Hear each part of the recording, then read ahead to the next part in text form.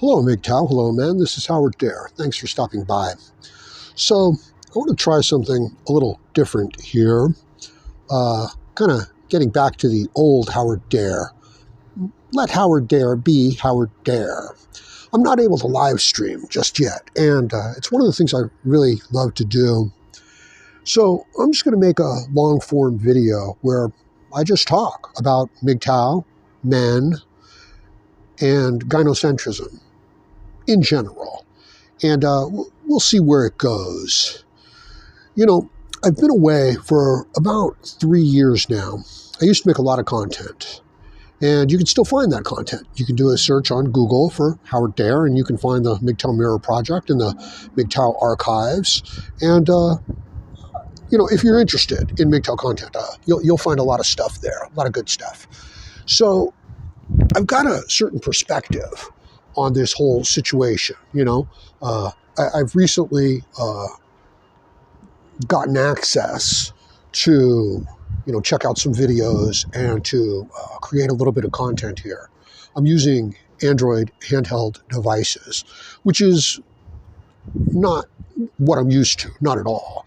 You know, I'm used to sitting down at a serious workstation with some serious microphones and serious editing and software and, you know, all sorts of stuff like that. So this is something new for me, right? Now,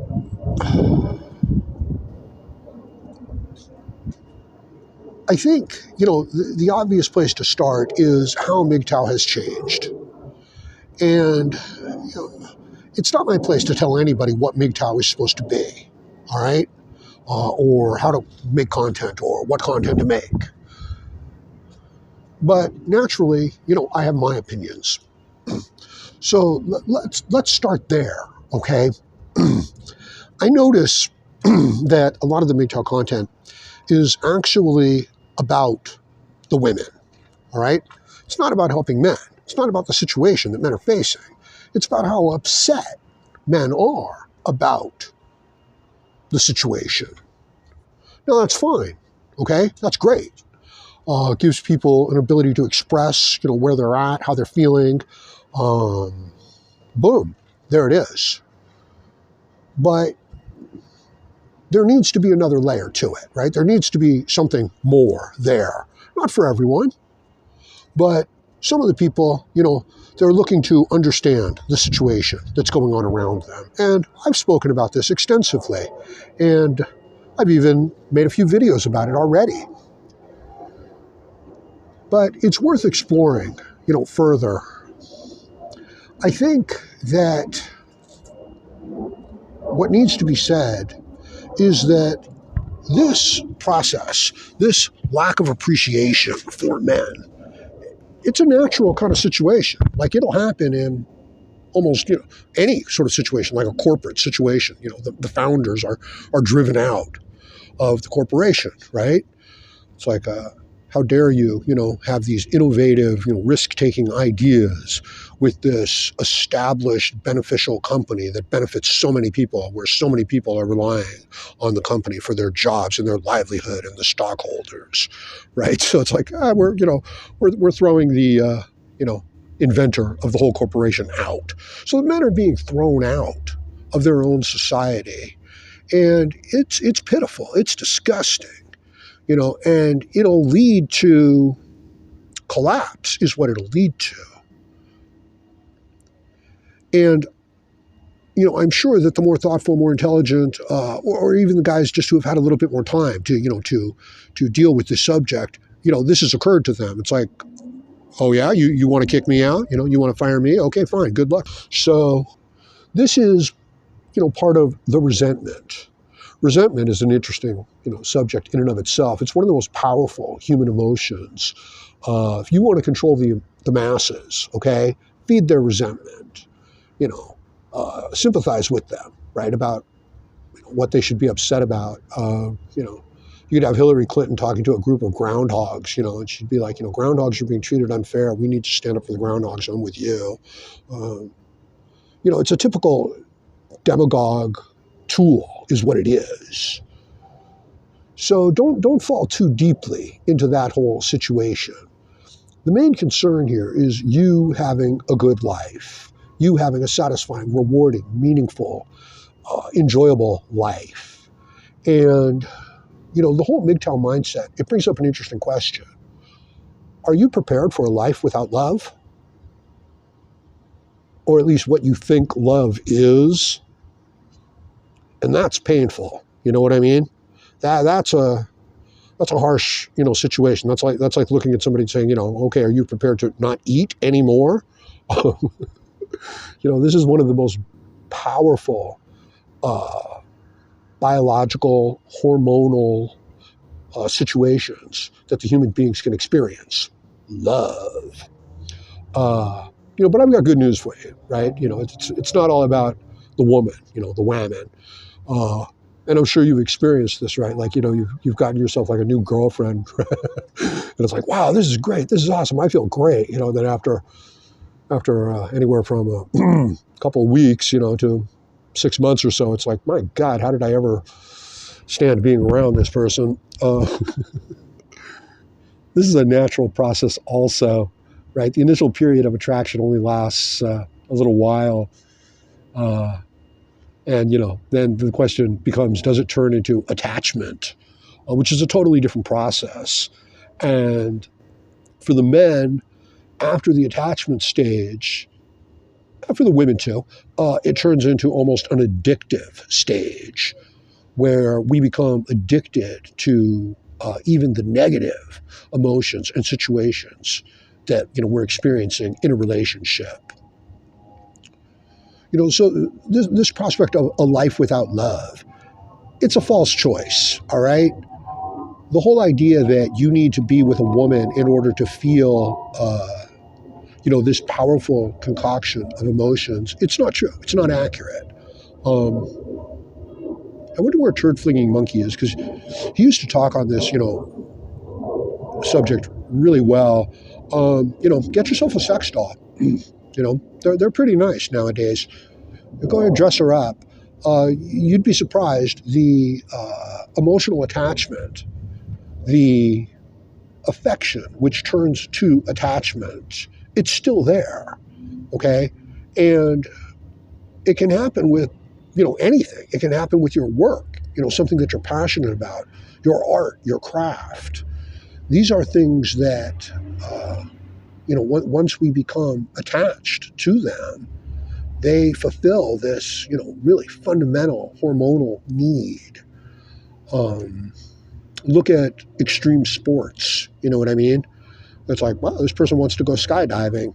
And it's like, well, yeah, there it is. The most powerful concoction of hormones into your physiology that you can possibly create.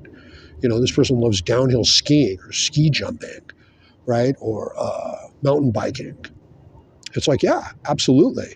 There it is. There's the adrenaline. There's the dopamine. It's all there. And this is all open to you as a man. We've been sold this false narrative that, you need women to experience, these feelings. It's like, no, you don't. Not at all. Anything that you will seriously commit to and apply yourself to and challenge yourself with and build yourself with, any virtues, any values that you can develop, you can experience this same rewarding physiological response.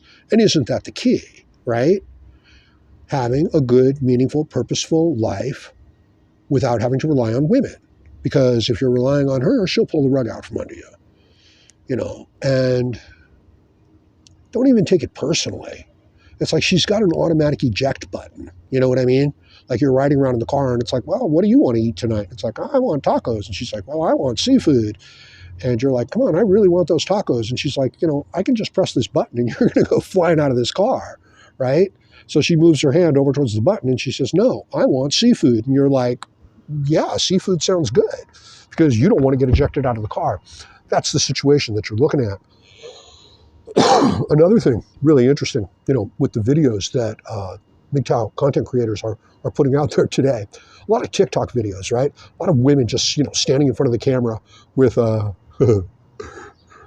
the aspect ratio all screwed up. It's for a phone, it's for a tablet, and just complaining and, talking about the situation. Look at the attitude.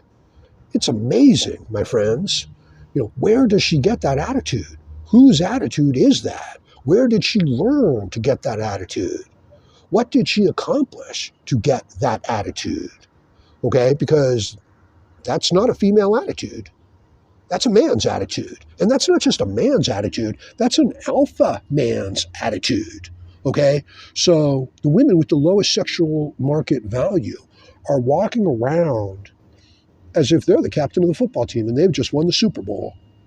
And the men are walking around in the workplace, through their social lives, looking down at their feet and saying things like, oh, shucks, I didn't mean it. Now, for the person who is, at the top of this game, that's a great feeling. It really is. As a matter of fact, I would suggest that power in and of itself is probably the most powerful human emotion. Nothing better than it.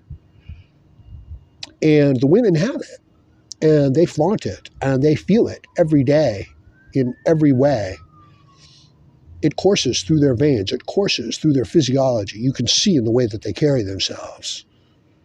And the men don't have it, and they don't feel it. And even if you have earned it, and it's working inside of you physiologically, you better not display it. You better not put it on display. Trust me on this, okay? The justice system is out to destroy men. How much longer do you think it's going to be until men start going to jail for looking at a woman? To where looking at a woman becomes a form of sexual harassment. How much longer do you think it's going to take? I don't think it's going to take 5 more years. And if you don't think that the justice system is full of blue pill men, you're in for a big mistake. There's some red pill men in there, both from the inmate point of view and even from the, guard point of view. But no, it is a gynocentric blue pill institution. Okay? These laws are built to ameliorate and overcome the natural world. It's for the women. It's for the weak. Okay? And you get enough of these laws in place, and they're walking around like they've just won the Super Bowl. And you're walking around like you're scared that, you don't want to offend anybody. And trust me, it's the right move. It's like, why do I have to be like this? It's like, no, it is the right move. Okay? Play your cards close to your chest in this game. Because you don't want to wind up running afoul of the justice system. They'll put you away for the rest of your life. Trust me, I know. So this is the environment that we're in. This is the situation that we're dealing with, and it's crippling and destroying the men. I've told the story before, of being at seeing a softball game at the park and, riding over and then realizing it's all girls playing softball. And they're in these, really clean, perfect uniforms, and they can't play worth a shit, right? Everything is a slow pitch, and even after they strike out 3 times, they're taking a base, and even after they, fail to field the ball, they're still changing innings, and at the end of the game, no score is kept. Both teams are rewarded, and it's got nothing to do with a dominance hierarchy. It's got nothing to do with earning your place in the world. It's got nothing to do with virtue and value. It's got to do with participation is what it has to do with. And there's a little boy in the stands, outside playing around with his family, and he's kicking a ball. And he's kicking that ball like Pele. He's got some serious skills, He's bouncing that ball over his head, bouncing it up from behind his head. He's just, masterful with the ball. And, his mother is standing there screaming, Johnny, stop it. Cut it out. You're going to get in a lot of trouble, Johnny. And meanwhile, the girls are out there in their perfect uniforms bumping into each other, and then patting each other on the back and high-fiving and then going out for pizza afterwards. So it's built into the system, right? the capable, natural leader that most men exhibit is intentionally being crushed and being subdued right from the start. You know, you've got the kid in the classroom, and yeah, he's got the answer to every question. Yeah, he's perfectly confident raising his hand and giving the answer. He'll even correct the teacher, right? But she doesn't want to call on him. No, she wants to call on the kid who is the least capable, right? Because we just want to be fair. Now, this is great, right? Because we've got a society where we can afford to do that. We don't have to put the man who's the best at handling the tank out there in the tank because we're guaranteed to win the war anyway. But what if that wasn't the case? What if we weren't guaranteed a win? What if we were really competing for our lives and fighting for our lives? Then, who do you put at the head of the class? Then, who do you have in charge of the football team, in charge of the baseball team? You have your best player. So we've stepped out of this natural situation, this survival of the fittest, this dominance hierarchy, which leads to the best possible product. You know, you've got your free market, okay, and it's a great thing because the person the company who is the best at providing the product or the service gets to go to the top of the market. And this competition creates an incredible marketplace where the best product with the best price is dominating the market. But again, we've pretty much, put that to the wayside, right? We've got grants. We've got not-for-profit organizations that we're going to give grants to. So you don't get the best possible product out of the free market anymore. And you don't get the best possible competitor out of the games and the simulations that we set up anymore. No, this is everybody's a winner for participating. But if anything was on the line, of course, you would have to go back to picking the best. So here you are, you're a man, and you're the best. You've had it hard your whole life. Nobody's given you a free ride. Nobody's given you an easy break. You've earned your way. You're strong. You're capable. And you consider this a virtue and a value. But it's not anymore. No. The person who gets along best with others, that's the person who's going to get the job. As a matter of fact, your skills and your ability actually alienate you from the group, don't they? So your virtues, your values, the virtues and the values of your forefathers that built this incredible free market system, this Western civilization, these values which you have embraced and nurtured are now being held against you. And you are now being punished for the very virtues and values that were necessary and needed to build our civilization. How's that for a kick in the head?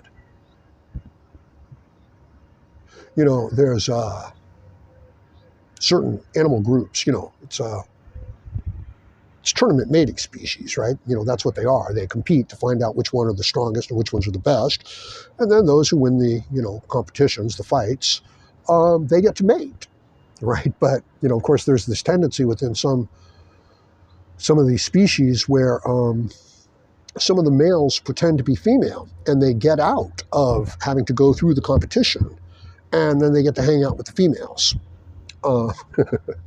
And, stuff happens, right? What's funny are transgender athletes, right? The male transgender athletes, you get a picture of, some transgender male who's winning the race and he's out there and, he's all happy because he's in the lead by far. And, he's got that ecstatic, happy girl look on his face. because he's winning the race. And you can see the faces of all the other women, right, that are just like, far behind, nowhere near. And no, they don't look happy, man. You can see it's like, well, this isn't fair. And it's not. It's not fair. And while the masses and the mediocre delight in this, and while those in charge support this to gain the support of the majority, the masses, and the mediocre, it's destroying our future. And you know that. And I know that. And MGTOW knows that. So what are you going to do, right? I don't mean to sound cliche, but you're going to go your own way. You're going to find your own way. You're going to make your own way. And the thing is, it's easy to say, right? It's easy to think it. It's easy to have the attitude. But in a very real sense, you're looking at a life without love. You're looking at a life without eating anymore. But I'm here to tell you that's not entirely true. Okay? You can challenge yourself. You can find things that you care about. Your own work, for example. See, the masses don't care about their own work. The majority does not care about their own work. The mediocre do not care about the quality of their work. They care about how others feel about the quality of their work, okay? So the standard for getting by becomes the approval of the group, not the best product, not the best solution, right? So imagine, you're writing some code, and you've got a bit of code that's just outstanding. This really optimizes the situation. And they're like, no, we're not going to use your code. We're going to use, this person's code because they're underprivileged. So you understand how this kills the motivation of the individual to write the good code. And now what happens to the system? Now nobody in the system can write the good code. That's what's happening. That's what's happening to our markets. That's what's happening to our institutions. These things are not serving their original purposes. They're serving the wants and the needs of the majority, of the masses, of the mediocre. And the people of merit and ability and quality are being punished for their merit, for their virtue, for their ability. So what do? You go MGTOW, right? MGTOW is not a completely new idea, right? Even the founding of America, look at it. No taxation, without representation. The colonies are building on their own, are sustaining themselves, and they're required to send their natural products back to England at a terrible price. England is then manufacturing with it, building the buttons and building the dolls, and then they're selling it back to the colonies at a ridiculous markup. And eventually America's like, no, we've had enough of this. We don't need this. We'll go our own way. It's the same principle. It's the same idea.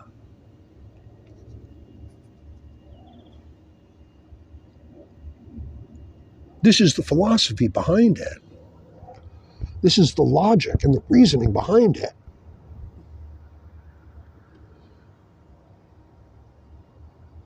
So what I'm trying to tell you is that there is this great reward to be had by caring about the quality of your own work. At first, it's not going to seem that way. At first, it's like there's no reward. There's no feedback.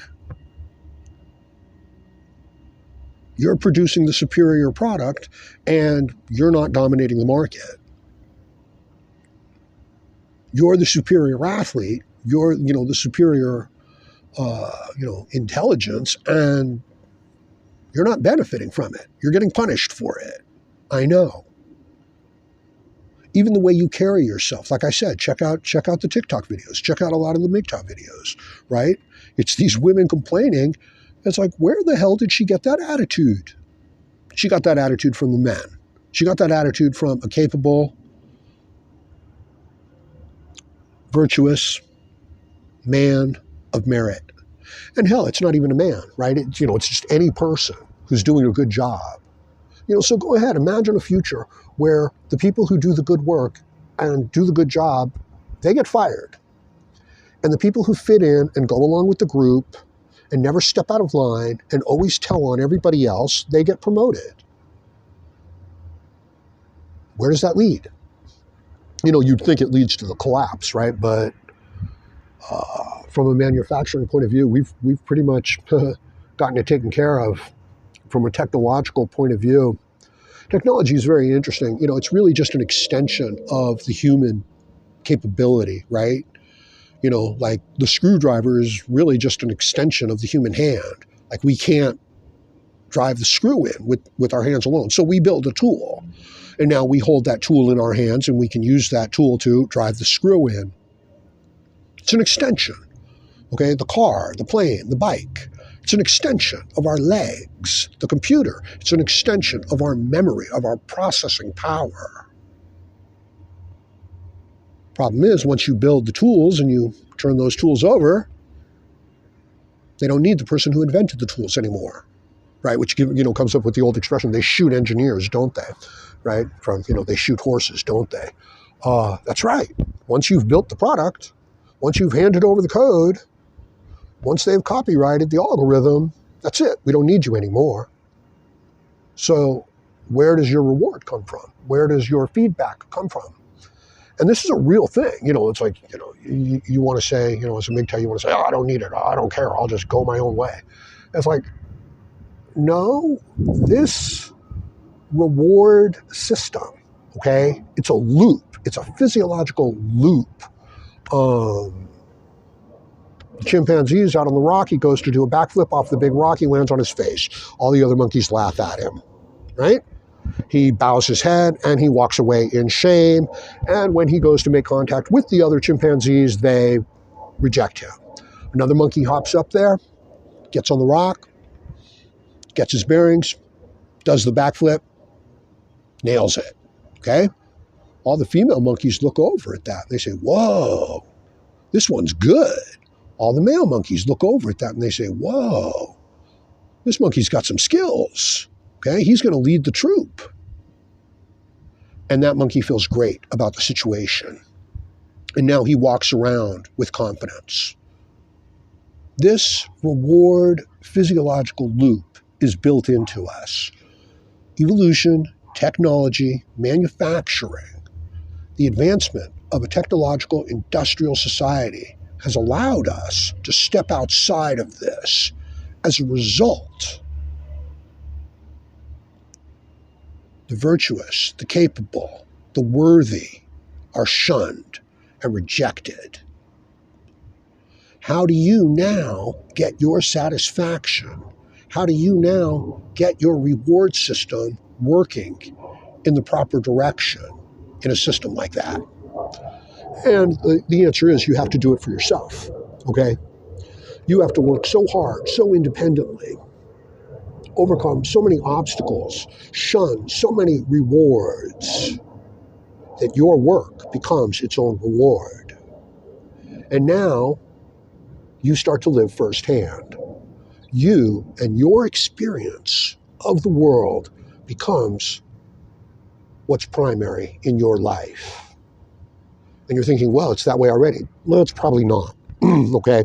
It's the approval of other people of, your situation. It's like the monkey trying to do the backflip off of the, big boulder and nobody else is around.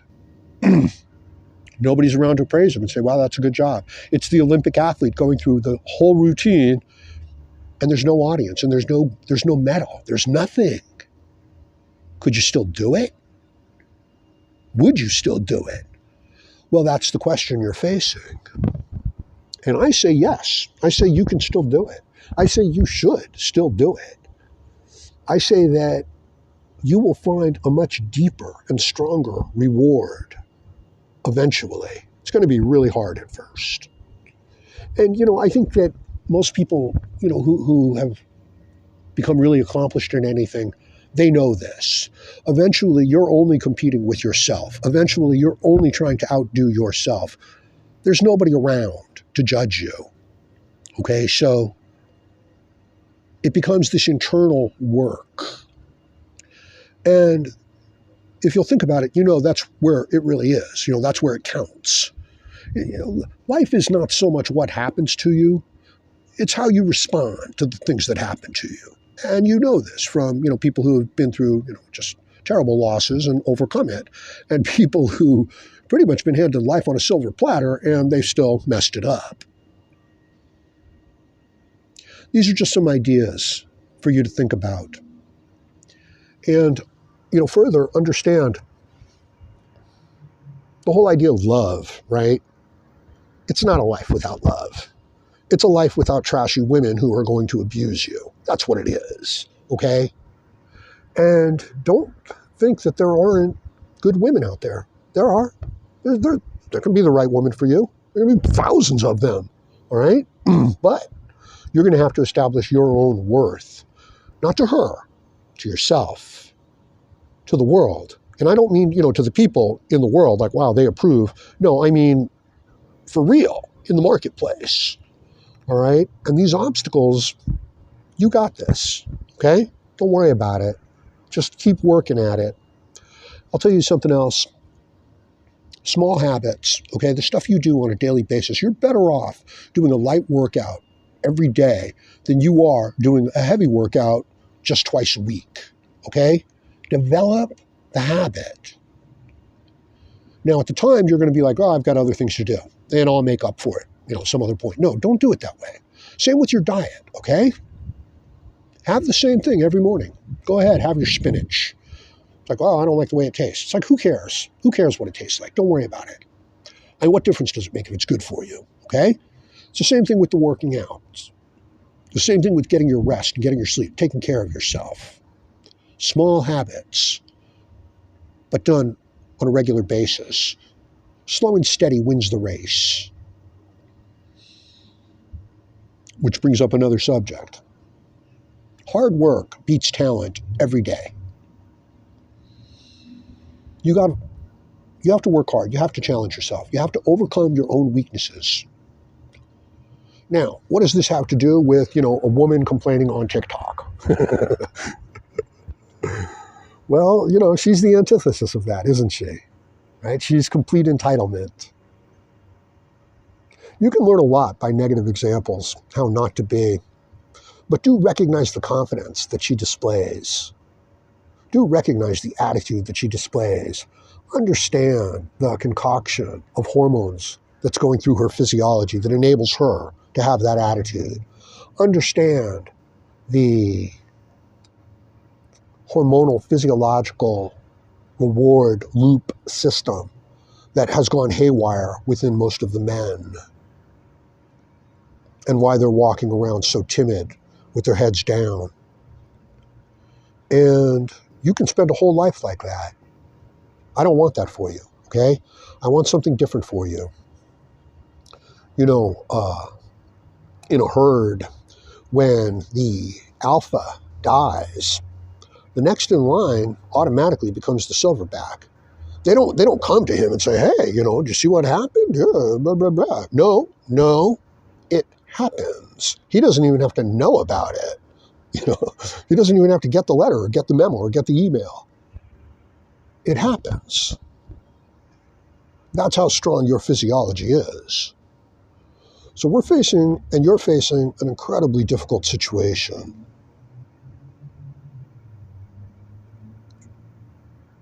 You've got to be careful. You've got to play your cards close to the chest, Keep your virtues, keep your strengths, keep them to yourself.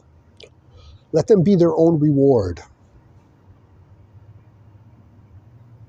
Recognize how and why the women are acting the way they're acting. Recognize where it's truly going to lead. How many examples do we have of, these beautiful young starlets, that are the star of the movie, and, where are they now? And we've got their pictures now, when they're 40 years old, and they're obese land whales. It's horrible. This happens with the men, too. Look at what happened to Marlon Brando. Look at what happened with Orson Welles. Look at what happened with Val Kilmer. So this great success, this great praise and approval from other people leads to this terrible downfall, this terrible betrayal of the self. I can't really go deeply into it, but I've been through some really hard times lately. I'm hoping at some point I'll be able to talk to you guys about it. I mean, it's amazing, right? Couldn't make a movie this bad or, this powerful. But it's made me a stronger person. I've learned to appreciate a great deal. I've had to change. Hey, right now I'm sitting here with a handheld Android device, public Wi-Fi. The tools I'm using, they're nothing compared to the tools that I was using. And, I don't mind. No big deal. It's like, good on me. Totally. I got this. You got this. We got this. So where do we need MGTOW to go? What do we need it to do? I was talking with some guys, and I recently made a video, does MGTOW need women? Right, and they think I'm saying, personally, does the man need woman? And, this does bring up the what I was talking about earlier, a life without love. But it's not. It's not. It's just a life without a bunch of trashy women who are going to abuse you and betray you. And it's not even a life without women. It's just a life without the, really trashy, terrible ones that have no standards and no values and no virtue. So there you go. Don't worry about it. You'll feel the same thing about a high-quality sex doll as you'll feel about a high-priced fashion model eventually. This is why, people, they're in terrible, terrible relationships, with just these horrible, hideous people that they just despise and hate. And you're like, well, why don't you leave them? And they're like, oh, no, I couldn't do that. Because they're addicted. Okay, there's a physiological response going on there, even a negative one, and they are addicted. The men are much more addicted to this whole concoction. Is that what you call love? And here's another aspect on that, because I think this is a real subject to men. I think this is something that they feel very deeply. What kind of woman do you really want, right? And, be honest with yourself, because you don't have to tell me or anything like that. Do you want a trashy whore? Or do you want, a really decent, virtuous, high-quality woman? And, don't get upset, right? Just kind of bear with me here. Because the answer is that most men want the trashy whore. And you really need to, to examine and ask yourself, why is that? And the answer is, and it's not a simple answer, but the answer is because the men have been beaten down and broken down. And they don't really hold themselves in high regard and high esteem. So they don't want the heroine. They don't want the incredible, woman that's worthy of their sacrifice. They want the trashy whore. Think about it. It says a lot about the individual man. What kind of a woman is he really attracted to? Of course, some of you are hearing this and like, I'm not attracted to women at all. Yeah, you are. It's like, no, we're MGTOW, Howard, and we know what we're doing. It's like, I've watched the videos, okay? They're all about women, right? They're all about women. They're all about how this woman feels and how she acts and how dare she. Yeah, that's actually a perfect statement. How dare she? Where did she get the attitude? She got it from men. That's where she got it. She got it from entitlement. Okay, she got it from blue pill simping men. She got it from a gynocentric world. She got it from the idea of women and children first. And that was a virtuous, decent thing, that we did, that the strong, the capable, the worthy, the virtuous, that's what they do. They look after the less capable. They do that. And now these virtues, they invert. The masses, once the masses, benefit from the system and they start to become the majority, they invert the values. They take the values and they turn them upside down. And they say being strong is not good, but, turning the other cheek is what's most virtuous. Right? And you know where that comes from, right? You've got some history, right? History is a great subject. Study it. Learn about it. Understand it. Get the truth of it. Understand that, we have historical records dating back, 5,000, 6,000 years on some things. And on other things, which many people hold to be very true, we have zero historical corroboration. And yet, these are the basic truths. I want to talk about metaphysical outlooks of the world. There's really only 3 basic metaphysical outlooks that people have here in this world. And we combine them as well. And at your first basic metaphysical interpretation of the world is physical force. That's it. You want it, you take it. Somebody doesn't like it, you'll put them in their place. The world doesn't go along with you, you'll show the world. Force. Physical force. The strongest person always wins. You will dominate. This is a basic metaphysical way of looking at the world. And it's ruled human history for the majority of human history. This is your Attila the Hun. This is most of your, great conquerors. That's what it is. It's physical force. And the world exists, in this case, of irreducible primaries. Everything is a thing. Everything is a thing to be used, to be owned, to possess, not even to build, okay? They don't build their empire, they conquer their empire. They enslave their empire. The man doesn't create, he dominates. Force. And if you don't like it, well, we'll put it to the test, won't we? And you know who's going to win, don't you? Of course we do. The strongest. So this is the basic outlook of pretty much the majority of people, the majority of the time. Now let's talk about the second. I'm doing this in very broad strokes, right? Now let's talk about the second metaphysical outlook on the world.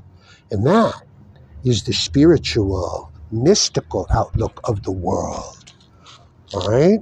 This is the witch doctor.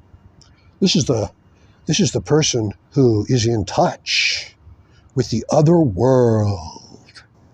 And based on, their impressions of the other world, they will tell you how to get what you want out of the world. Understand how this is, in contrast to the whole idea of physical force. This is the witch doctor. This is his way of dealing with the world. See, the person in physical force is just going on their feelings at any given moment, right? And you've seen this. You've worked with these people. You've dealt with these people. Bullies are these people, okay? You don't do what they want, they're going to hurt you, okay? This is the system. You don't go along with the system. You don't do what we want. We don't do as you're told. You don't follow the rules. You're going to get punished, okay?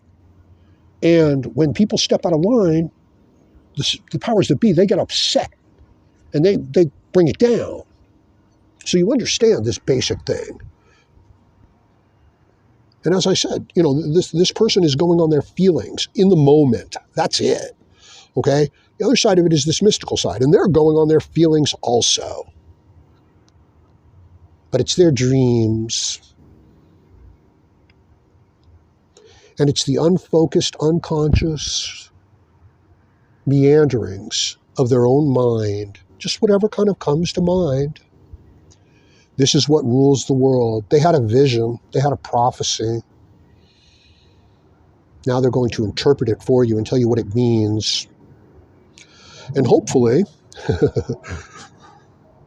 the Attila, the man of force, gets together with the witch doctor. See, they often do, because Neither one of them has a complete picture of the world. Neither one of them is confident about what's going on. The one is the victim of his momentary feelings and emotions of anger and rage and, wanting to possess things. And the other one, is at this mystical, unknowable, dreamy mindset, mercy. So the two of them get together.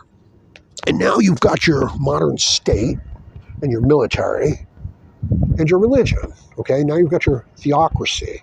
Now you've got your, patriotism and the ideals that run and determine the whole thing.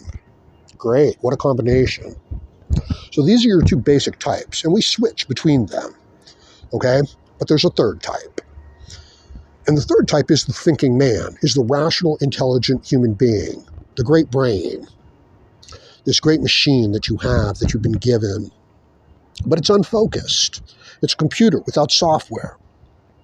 And it, left to itself, as I said, it'll run in this, dominant kind of Attila mode where, just the emotions of the moment, everything is reduced down to this irreducible primary, to things. In other words, the woman is not another human being, okay?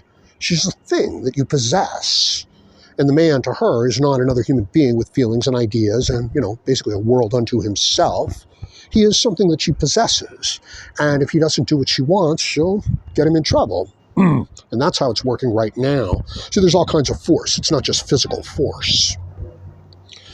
So, we're still talking about this third metaphysical outlook of this rational, intelligent, logical, fair-minded individual. And this is a new creation, right? This hasn't come around for, except maybe the last 400 or 500 years. And it's what's built the modern world. And it is what science and technology and engineering is based on. And it is what, a rational code of laws and morals and ethics are based on. It's very hard, to form this for yourself when the world around you wants to force theirs upon you at the point of a gun, by force, or by shame, or by exclusion from the group.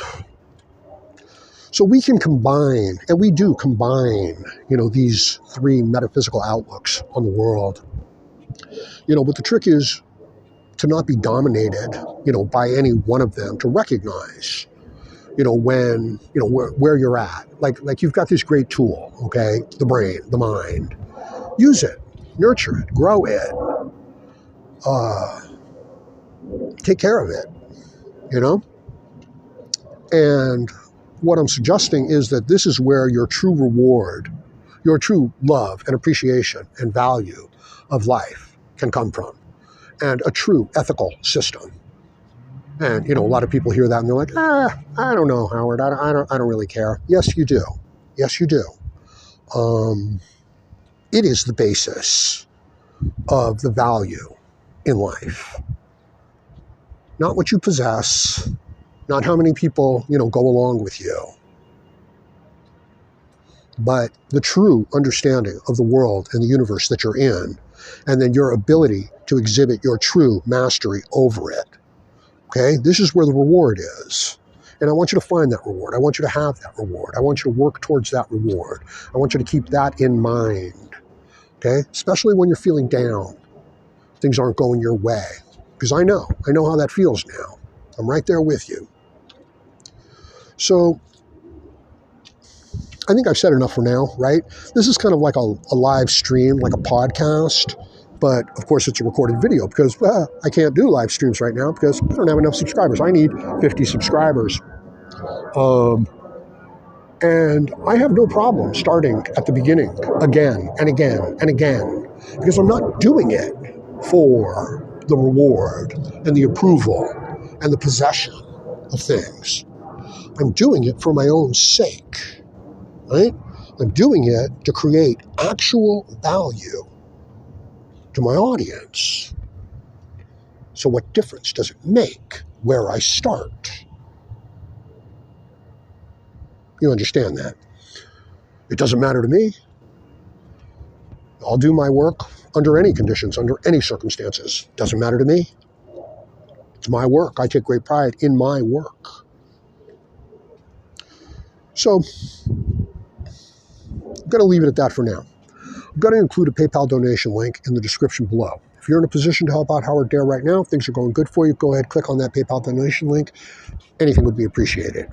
If you're not in a position to help out Howard Dare right now, listen to my content. Listen to my ideas. Think about them. Try to put them into practice. Study other ideas.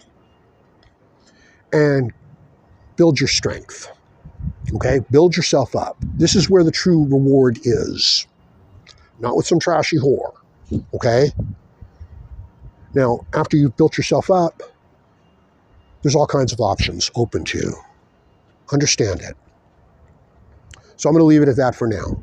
So please like, share, comment, subscribe, donate, and join me again, Howard Dare, as I hope to have more content for you. Thank you, MGTOW.